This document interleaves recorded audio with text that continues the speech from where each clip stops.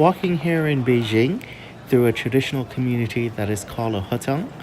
A hutang, according to my Airbnb host, are narrow street alleyways that are typical of many northern Chinese cities.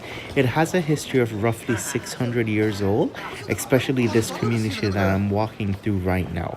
And this is one of the reasons why I love choosing an Airbnb, because with the Airbnb, I get to stay in a local community and get to witness the way of life of the people here, something that is quite unlike the experience that you get at a hotel.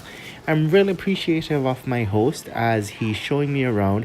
We're actually supposed to be going to the police station so that I can register that I'm in Beijing, which is a requirement for any tourist that is visiting the Beijing area. Apparently, it's unique to this area and not necessarily typical of other cities within China that you may choose to visit. So, just walking through here, seeing what the way of life of the people are like, seeing the local shops and other things to see here until we're able to get to the police station.